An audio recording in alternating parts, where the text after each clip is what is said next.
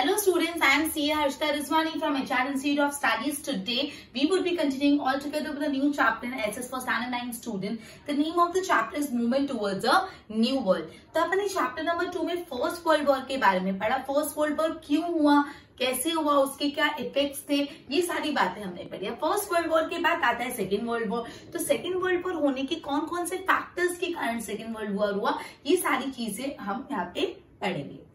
तो सबसे पहले बोला है कि फर्स्ट वर्ल्ड वॉर के बाद पूरा का पूरा वर्ल्ड बहुत इकोनॉमिकली पुअर हो गया था.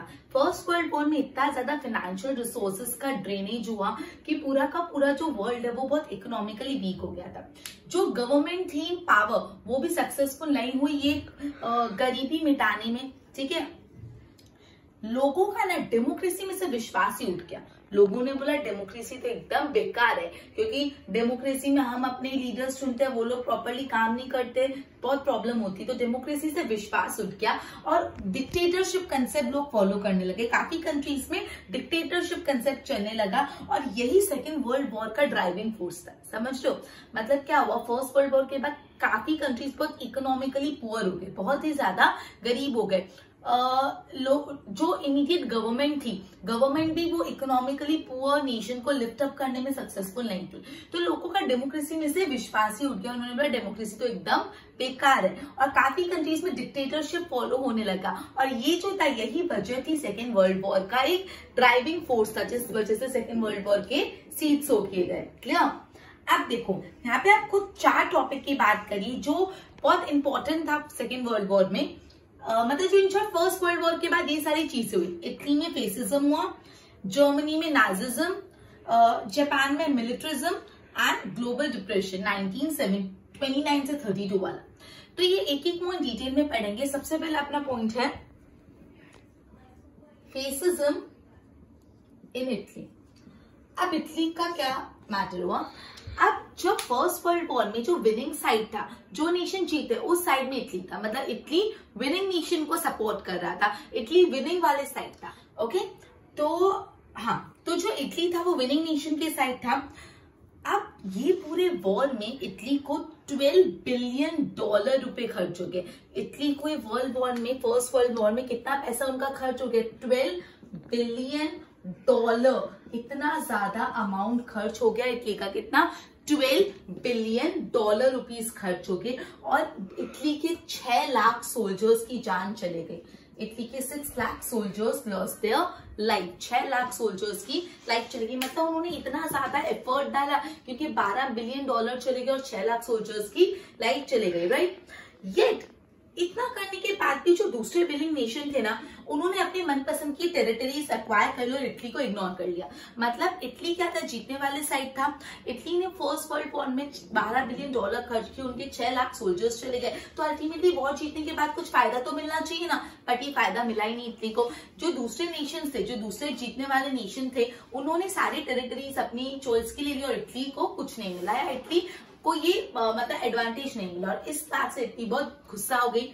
सो Italy was angry and frustrated और इटली में नेशनलिज्म की फीलिंग डेवलप हुई कि भी हमारे कंट्री के साथ तो बहुत बुरा हुआ है कि हमारी कंट्री ने फर्स्ट वर्ल्ड वॉर में विनिंग नेशन को इतना सपोर्ट किया, पर जब फर्स्ट वर्ल्ड वॉर जीत के कुछ मिलने की बारी आई तो कुछ नहीं मिला और देने में हमारा इतना पैसा, इतने सोल्जर्स खर्च हो गए लेकिन हमको मिला कुछ नहीं. तो नेशनलिज्म का भाव जो है वो जागृत हुआ इटली में. क्लियर. और लोग बोलते थे, इटालियंस बोलते थे कि जो हमारी गवर्नमेंट है ना वही रिस्पॉन्सिबल है इसके लिए, कि गवर्नमेंट क्यों एफर्ट नहीं डाल रही, वो दूसरे नेशंस को क्यों बातचीत या कुछ भी करके. एनी हाउ हमको तो हमारा को टेरिटरी चाहिए, हमने अपने इतने मतलब लव्ड वंस खोए इन दैट वॉर, इतना हमारा पैसा गया, तो गवर्नमेंट क्या कर रही है. सो इससे इटालियंस बहुत ज्यादा गुस्से थे और इस सब के लिए इटली की गवर्नमेंट को जिम्मेदार मानते थे. क्लियर. ओके. अब वो चाहते थे कैसे भी करके ये जो ह्यूमिलिएशन का बदला लेना, कि हमने तुम्हारा सपोर्ट किया और हमको कुछ नहीं मिला, तो इस चीज का रिवेंज लेने की बारी थी. क्लियर. ओके. एक इंसान के यहाँ पे बात करें, बेनिटो मुसोलिनी. बेनिटो मुसोलिनी, क्या नाम है, Benito Mussolini. Benito Mussolini. Benito Mussolini ने एक पार्टी निकाली जिनका नाम था फेसिस्ट पार्टी. फेसिस्ट पार्टी ये फेसिस्ट पार्टी का सिंबल क्या था? सिंबल था a bundle of stick and axes. Axes और स्टिक का बंडल, ऐसा इसका सिंबल था। और इसका मतलब क्या? Bundle of stick and axes क्या डिनोट करता है? ये डिनोट करता है symbol of supremacy of Roman emperor. जो रोमन एम्परर वो कितना ज्यादा सुप्रीम है ये बताते थे, ठीक है। सो ये जो फेसिस्ट पार्टी थी इनका सिंबल क्या था? ये फेसिस्ट पार्टी का सिंबल था just a bundle of stick and axes, a bundle of sticks and axes, ये इनका सिंबल था। क्लियर? अब ये जो फेसिस्ट मतलब क्या होता है? फेसिस्ट एक इटालियन वर्ड है जिसका मतलब है फेसिस्मो। मतलब फेसिस्ट एक इटालियन वर्ड है, फेसिस्मो, FASCISMO, फेसिस्मो। अब इसका मतलब क्या होता है? It means absolute control of the state on all thing. फेसिस्मो या फेसिस मतलब क्या होता है कि जो गवर्नमेंट है, जो स्टेट है, हर चीज पे कंट्रोल करे और जनता के पास कुछ पावर नहीं है। मतलब गवर्नमेंट का हर चीज पे कंट्रोल होना, इसको बोलते हैं फेसिसो। क्लियर? Okay okay. ये जो थे बेनिटो मुसोलिनी की बात कर रहे थे, उन्होंने काफी लोगों को मिलिट्री ट्रेनिंग दी जो वॉलंटियर्स थे। और ये जो थे वो कैसे कलर की यूनिफॉर्म पहनते थे? ब्लैक कलर की यूनिफॉर्म पहनते थे। क्लियर? ब्लैक यूनिफॉर्म पहनते थे। After coming to power, Mussolini जो पावर में उन्होंने कैप्चर कर लिया Rhodes, Dodecanese island from Turkey. उन्होंने एल्बिना भी जीता, अब्सियना भी जीता, फ्यूम पॉट भी वापस जीतते 1924 में। ये सारी विक्ट्रीज के बाद मुसोलिनी ने क्या किया? जो लीग ऑफ नेशन था वो लीग ऑफ नेशन से अपना सारा टाई तोड़ दिया। लीग ऑफ नेशन से निकल गए, जो विनिंग लीग ऑफ नेशन था उससे निकल गए। क्लियर? और उन्होंने लीग ऑफ नेशन से निकल के क्या ज्वाइन किया? रोम, बर्लिन, टोक्यो का एक्सेस ज्वाइन किया। क्या ज्वाइन किया? रोम, बर्लिन, टोक्यो एक्सेस, ये ज्वाइन किया। मतलब वो लीग ऑफ नेशन से उन्होंने अपने सारे टाइल स्नैप कर लिए, मतलब वो यहां से निकल गए। इटली लीग ऑफ नेशन से निकल के बर्लिन, टोक्यो एक्सेस ज्वाइन कर लिया। और इस तरह से इटली ने ये सारी चीजें सेकेंड वर्ल्ड वॉर को बढ़ावा दिया। ये था फेसिज्म इन इटली। क्या हुआ था? वापस one more time student, first world war की जो जीतने वाले कंट्री थी इटली, उसका बात था। मतलब इटली जीत गई, जीतने के बाद फायदा तो मिलेगा, लेकिन कोई फायदा नहीं मिला। इटली को फायदा नहीं मिला, उसको प्रॉपर टेरिटरीज जो उसके कंट्रोल में होनी चाहिए वो नहीं मिली। जबकि इटली ने फर्स्ट वर्ल्ड वॉर में $12 बिलियन का खर्चा किया था और उसके 6 लाख सोल्जर्स की जान जा चुकी थी। इस बात से जो इटली के लोग थे बहुत गुस्से थे, बहुत फ्रस्ट्रेटेड थे और वो अपनी गवर्नमेंट को रिस्पॉन्सिबल मानते थे इस चीज के लिए। इस टाइम पे क्या हुआ? बेनिटो मुसोलिनी उन्होंने खुद की पार्टी निकाली, फेसिस्ट पार्टी। फेसिस्ट मतलब क्या होता है? फेसिज्म। फेसिस्ट एक फेसिज्म वर्ड से डेवलप, फेसिस्मो सॉरी वर्ड से डेवलप है, जिसका मतलब होता है absolute power of the state over everything. मतलब स्टेट का एब्सोल्यूट कंट्रोल होना, इसका मतलब। ये जो बेनिटो मुसोलिनी की पार्टी थी, फेसिस्ट पार्टी, उनका सिंबल क्या था? A bundle of sticks and axes. Sticks और एक्सेस का एक बंडल उनका सिंबल था। वो ब्लैक कलर की यूनिफॉर्म पहनते थे। क्लियर? वो बेनिटो ने मिलिट्री ट्रेनिंग देना चालू की वॉलंटियर्स को और उन्होंने काफी ज्यादा रीजन को कैप्चर किया। जैसे उन्होंने कैप्चर किया अल्बानिया, एब्सिना, फ्यूम फोर्ट, रोड्स, ऐसे बहुत सारी चीजों को कैप्चर किया। और ये सब विक्ट्री होने के बाद क्या किया उन्होंने? ये सब विक्ट्री होने के बाद उन्होंने लीग ऑफ नेशन से अपना पूरा रिश्ता तोड़ दिया और क्या ज्वाइन कर दिया? Berlin, Tokyo, Rome, Berlin, Tokyo access. Clear? ये था फेसिज्म इन इटली। नेक्स्ट है नाजिज्म इन जर्मनी। अब जर्मनी में क्या हुआ? अब बताओ, जर्मनी जीती थी कि हारी थी फर्स्ट वर्ल्ड वॉर में? बट ऑब्वियस हारी थी। तो मैंने फर्स्ट चैप्टर में पढ़ा, पता होना चाहिए ना आपको। क्या है? Nazism in Germany. Just a minute. Okay, अब इटली तो जीतने वाली साइड थी तो भी उसको फायदा नहीं, और जर्मनी को जो तो हार गई थी तो कितना नुकसान हुआ होगा। देखो, जर्मनी फर्स्ट वर्ल्ड वॉर हार गए और वो पूरा का पूरा इकोनॉमिकली र्यून्ड हो गया। मतलब बहुत ज्यादा नुकसान हुआ वहां पे। ठीक है? पेरिस पीस प्रोसेस के कारण जर्मनी को एक ट्रीटी साइन करनी पड़ी थी, जो थी ट्रीटी ऑफ वर्सलीज। ये अपने चैप्टर 2 में करा। जर्मनी ने कौन सी ट्रीटी साइन की थी? Treaty of Versailles. ये ट्रीटी बहुत ही ज्यादा अनजस्ट और अनफेयर थी।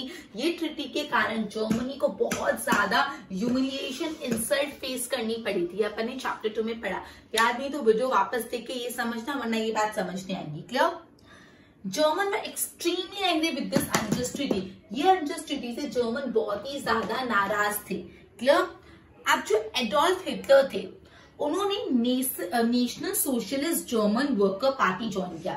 एडोल्फ हिटलर, जिनके बारे में आप बहुत अच्छे से जानते हैं, एडोल्फ हिटलर जो थे, इस टाइम पे उन्होंने एक पार्टी ज्वाइन की, एक ग्रुप ज्वाइन किया। जो कौन सा ग्रुप था? National social German worker party, national socialist German worker party उन्होंने ज्वाइन की in the year 1990। Adolf Hitler ने national social German worker party join की 1990 में। ये पार्टी का नाम क्या हो गया? Nazi party. कौन सा party? Nazi party, NAZI, Nazi party. ये पार्टी को बोला जाता था। अभी नाजी की क्या फिलोसॉफी थी? It includes nationalism and socialism. Nazi यही पार्टी यही लोगों में भाव फैलाते थे, नेशनलिज्म, अपनी कंट्री इंपॉर्टेंट है, अपनी कंट्री को जो फर्स्ट वर्ल्ड में इंसल्ट फेस है उसका कैसे भी करके बदला लेना है, ये चीज बहुत इनक्लेट की थी, नेशनलिज्म, अपनी कंट्री के लिए बोलने का। After the death of the German president जो थे हिंडरबर्ग, जर्मन प्रेसिडेंट की डेथ हो गई तो एडोल्फ हिटलर ने अब वो पोस्ट ले ली, मतलब उन्होंने प्रेसिडेंट की पोस्ट ले ली और पूरा का पूरा कैसा रूल एस्टैब्लिश कर लिया?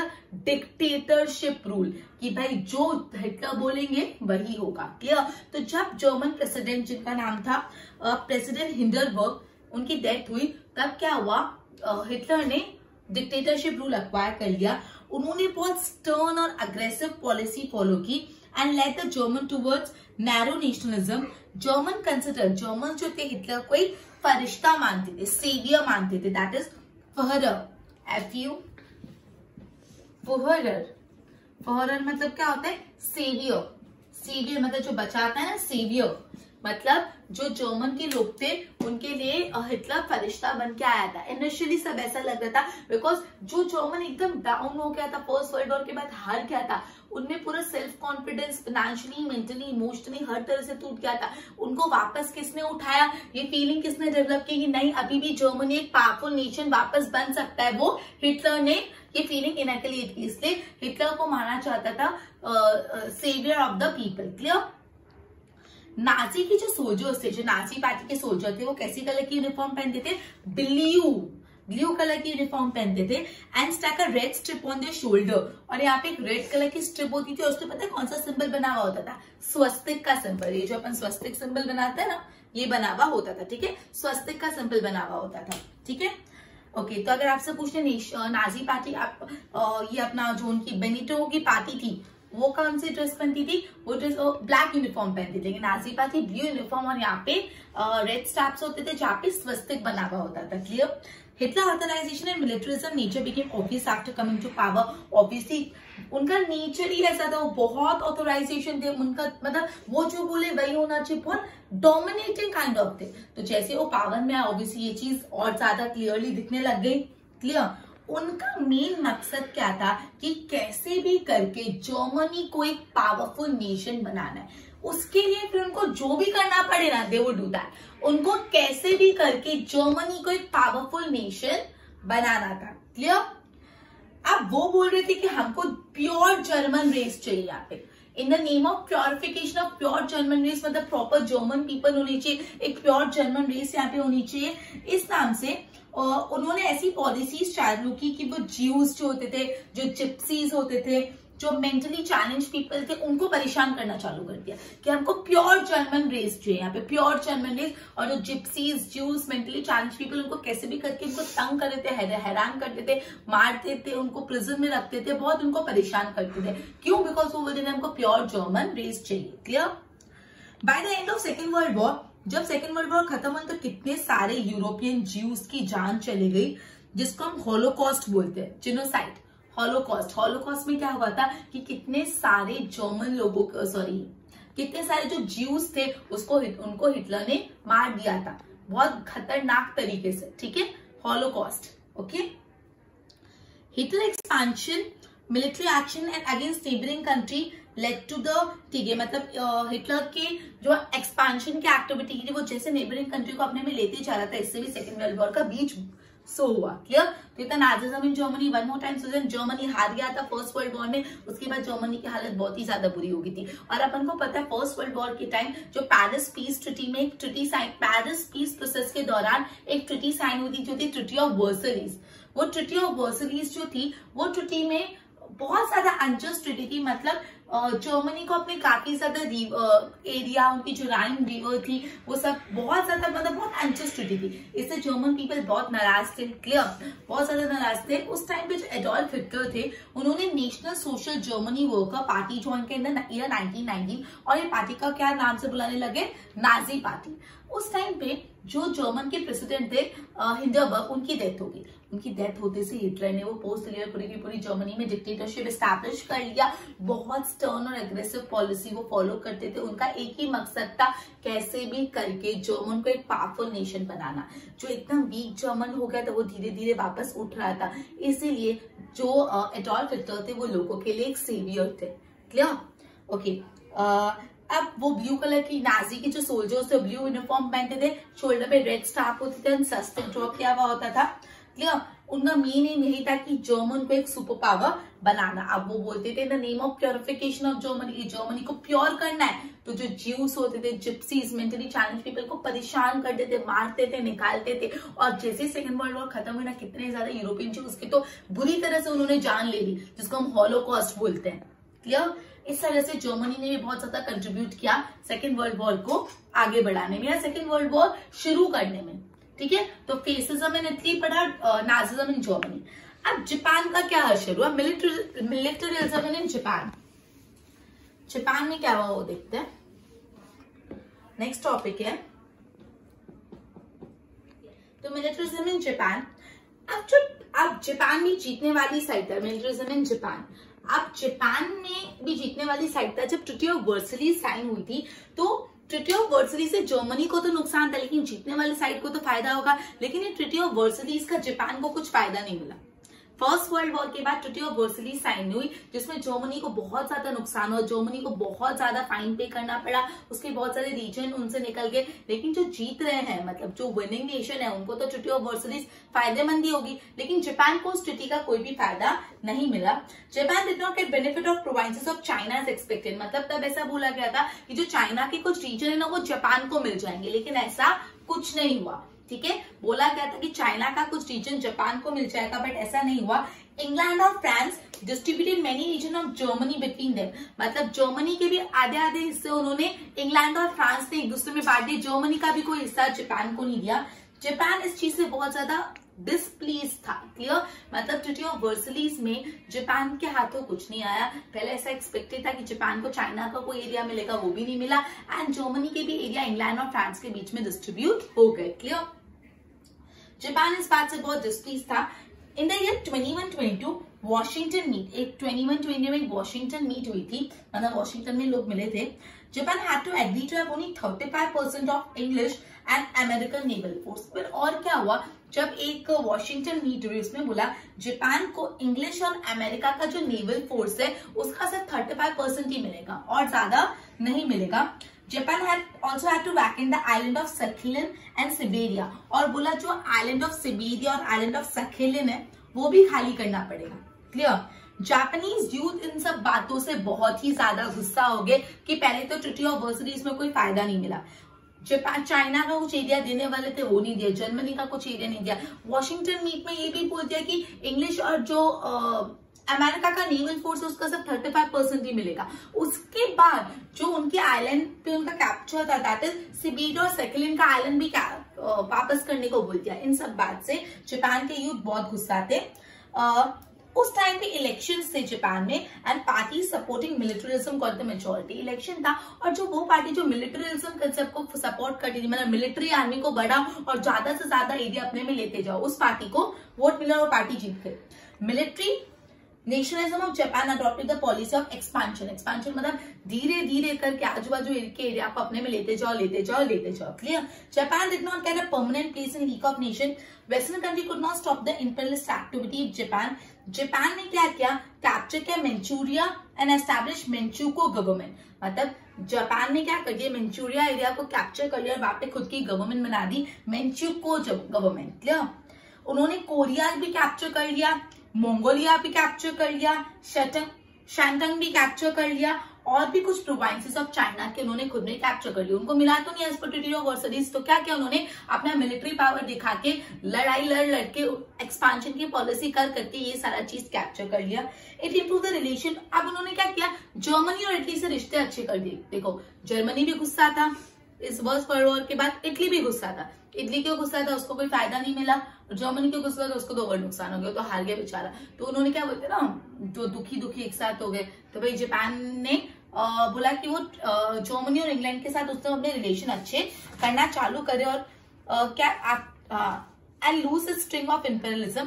आफ्टर एम्परर मेजी, एम्परर हिरोहितो उन्हें भी यही पॉलिसी एनकरेज की और जापान ने भी लीग ऑफ नेशन से अपना पूरा का पूरा रिश्ता तोड़ दिया। क्लियर, लीग ऑफ नेशन से निकल के, जैसे इटली लीग ऑफ नेशन से निकल के उन्होंने कौन सा एक्सेस ज्वाइन किया था, Tokyo Germany, sorry Rome Berlin Tokyo, Rome Berlin Tokyo उन्होंने ज्वाइन किया। क्लियर, तो था मिलिटरिज्म इन जापान। इसमें पूरी कहानी के फॉर्म में समझो क्या हुआ, जापान जीता था, जापान विनिंग साइड पे था, राइट। अब ट्रीटी ऑफ वर्साइल्स में जापान को कोई फायदा नहीं मिला। ऐसा एक्सपेक्टेड था कि चाइना के कुछ प्रोविंसेस जापान को मिल जाएंगे, लेकिन वो भी नहीं मिले। जो जर्मनी के प्रोविंसेस थे वो भी इंग्लैंड और फ्रांस ने एक दूसरे में बांट दिए, कुछ भी जर्मनी को नहीं, जापान को नहीं दिया। और इतना ही नहीं, जो वॉशिंगटन मीट हुई थी उसमें ये डिसाइड हुआ कि सिर्फ 35% ऑफ अमेरिका और इंग्लैंड की इंग्लिश की जो नेवल फोर्स है वही जापान यूज कर सकता है। और उनके 2 आइलैंड भी खाली करने को बोल दिया, कौन सा, सिबेरिया और सैखलिन। क्लियर, इन सब बात से बहुत ही ज्यादा जो जापान के यूथ थे गुस्सा हुए। उस टाइम पे इलेक्शंस होने वाले थे, तो इलेक्शन में उन्होंने वो पार्टी को सपोर्ट किया जो मिलिटरिज्म कंसेप्ट फॉलो करती है। मतलब कैसे भी करके अपनी मिलिट्री पावर को ज्यादा प्रोत्साहन दो, ज्यादा मिलिट्री पे खर्चा करो और मिलिट्री की मदद से आजू बाजू के एरिया को अपने अंदर लेते जाओ। क्लियर, और ये जापान ने यही पॉलिसी अडॉप्ट की और बहुत सारे एरिया को उन्होंने मैंचूरिया कैप्चर किया, वहां पे मेंचाओ गवर्नमेंट बना दी, कोरिया, शांतोंग, मंगोलिया, चाइना के बहुत रीजन कैप्चर कर लिए। और इस तरह से उन्होंने खुद को एक सुप्रीम पावर धीरे धीरे बना रहे थे, मिलिट्री बेस बढ़ा रहे थे, एक्सपांशन कर रहे थे। और उन्होंने अपने इटली और जर्मन के साथ रिश्ते भी इंप्रूव किया और लीग ऑफ नेशन के साथ सारा रिश्ता तोड़ दिया। क्लियर, ये था मिलिटरिज्म इन जापान। अब था ग्लोबल डिप्रेशन। ये बहुत ही बड़ा डिप्रेशन आया था पूरे वर्ल्ड में। वॉल स्ट्रीट, आपको पता है वॉल स्ट्रीट पूरी क्राइसिस हो गई थी, मतलब पूरे वॉल स्ट्रीट क्राइसिस उसको बोला जाता है। वॉल स्ट्रीट एक बहुत बड़ा शेयर मार्केट है, मतलब जो वॉल स्ट्रीट आप सबने सुना होगा, मूवीज भी बनी इस पे काफी। तो पूरा वॉल स्ट्रीट क्रैश हो गया। क्या हुआ, let's see. Heads of the most of European nation had a belief that with the end of the Second World War, जो post war problem would come to end। मतलब जो European Nations ऐसा सोचते थे कि फर्स्ट वर्ल्ड वॉर खत्म होगा ना तो सारी परेशानियां भी खत्म हो जाएगी, मतलब पोस्ट वॉर प्रॉब्लम जो होती है, मतलब लड़ाई के बाद प्रॉब्लम भी नहीं आएगी, बट ऐसा नहीं हुआ। Suddenly large shares began to sold in Wall Street Stock Exchange। तो वॉल स्ट्रीट का स्टॉक मार्केट था, वहां पे बहुत सारा लोग अपने शेयर्स बेच रहे थे, बहुत ज्यादा लोग अपने शेयर्स बेच रहे थे और पूरा स्टॉक मार्केट क्रम्बल हो गया, स्टॉक मार्केट ही पूरा गिर गया, सब अपने शेयर्स बेचने गए। और इसको बोला जाता है वॉल स्ट्रीट क्राइसिस। मतलब इतना बुरा क्राइसिस हुआ था कि फर्स्ट वर्ल्ड वॉर के बाद सब अपने शेयर्स बेचे जा रहे, पूरे के पूरा स्टॉक एक्सचेंज क्रम्बल हो गया। इसको बोलते हैं वॉल स्ट्रीट क्राइसिस बोला जाता है। कब हुआ था, 24 अक्टूबर 1929 में। ये क्राइसिस से पूरा वर्ल्ड शुक हो गया एंड पूरे नेशन की इकोनॉमिक कंडीशन खराब हो गई और इससे चालू हुआ ग्रेट ग्लोबल डिप्रेशन। ये बहुत बड़ा डिप्रेशन चालू हुआ था, ठीक है, ग्रेट ग्लोबल डिप्रेशन इसको बोला जाता है, जो 1929 से 1932 में तक चला, 3 साल तक चला, राइट, 3 इयर्स तक ये बहुत बुरा डिप्रेशन चला। पूरा वॉल स्ट्रीट क्रैश हो गया था, वॉल स्ट्रीट क्राइसिस इसको बोलते हैं। वॉल स्ट्रीट एक स्टॉक एक्सचेंज है। Clear, okay. Most of the nation of the world were affected by this. सारे नेशन को इसका असर है। इवन जर्मन, जो ग्रेट ब्रिटेन है, जो इतना बड़ा सुपर पावर है, उनको भी जो अपनी पॉलिसी थी कि हम गोल्ड रिजर्व रखेंगे करेंसी के बदले, मतलब वो इतने अमीर थे वो करेंसी के बदले गोल्ड रिजर्व रखते थे, उनको भी वो पॉलिसी जाने देनी पड़ी। This affected the other nation, पूरे इंटरनेशनल प्रॉस्परस नेशन, एक अमेरिका, इन सबको भी बहुत नुकसान हुआ। और इस तरह से वर्ल्ड वॉर का आउटलाइन तय हुआ। आउटलाइन मतलब धीरे धीरे सेकेंड वर्ल्ड वॉर चालू होने वाला था। तो ग्रेट ग्लोबल डिप्रेशन में मैंने क्या पढ़ा, जैसे ही फर्स्ट वर्ल्ड वॉर खत्म हुआ तो यूरोपियन नेशन के हेड को ऐसा लगता था सब ठीक हो जाएगा, वॉर के बाद की जो प्रॉब्लम्स है वो नहीं आएगी, बट ऐसा नहीं हुआ। अचानक से वॉल स्ट्रीट स्टॉक एक्सचेंज में सब अपने शेयर्स बेचने लग गए। जब सब अपने शेयर्स बेचने लगे तो क्या हुआ, लोग अपने शेयर्स बेच रहे हैं, सेल कर रहे हैं, ठीक है, तो पूरा का पूरा स्टॉक मार्केट क्रैश हो गया। क्या हुआ? पूरा का पूरा स्टॉक मार्केट क्रैश हो गया, जिसको वॉल स्ट्रीट क्राइसिस बोला जाता है। और इससे ग्लोबल डिप्रेशन चालू हुआ, जो वर्ल्ड की सारी कंट्री को इसका असर हुआ, बड़ी से बड़ी कंट्री से लेकर छोटी से छोटी country.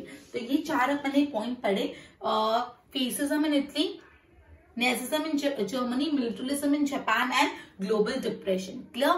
So with this, we will be ending our lecture and continue with the causes of the World War II in our next session. Till then, goodbye.